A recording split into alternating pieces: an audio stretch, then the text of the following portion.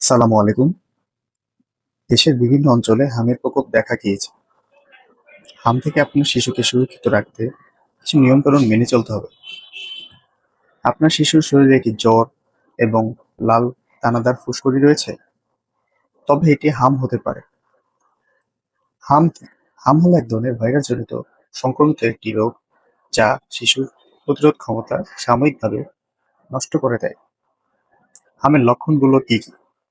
Number 1, high fever, যা 3 থেকে 5 দিন পর্যন্ত থাকতে পারে। নাম্বার 2, শরীরে র্যাশ, যা প্রথমে মুখে এবং তারপর সারা শরীরে ছড়িয়ে পড়ে। নাম্বার 3, চোখ লাল হয়ে যাওয়া বা চোখ থেকে পানি পড়া। নাম্বার 4, নাক দিয়ে পানি পড়া। নাম্বার 5, খাবারে অরুচি বা ক্ষুধামন্দতা। হাম কিভাবে ছড়ায়? আক্রান্ত ব্যক্তির হাঁচি, কাশি বা সংস্পর্শে আসলে তা দ্রুতই অন্যান্যদের মাঝে ছড়িয়ে পড়ে। আক্রান্ত শিশুর যত্ন।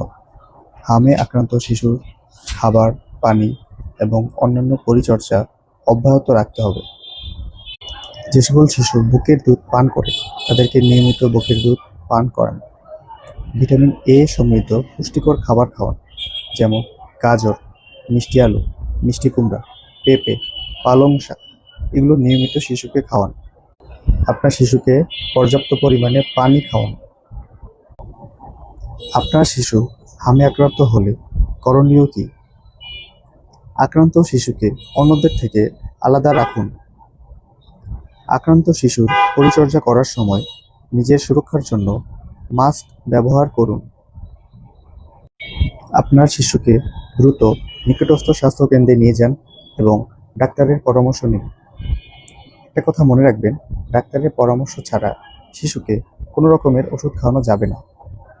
আক্রান্ত শিশুকে স্পর্শ করার আগে এবং পরে ভালো করে সাবান দিয়ে হাত ধুবেন।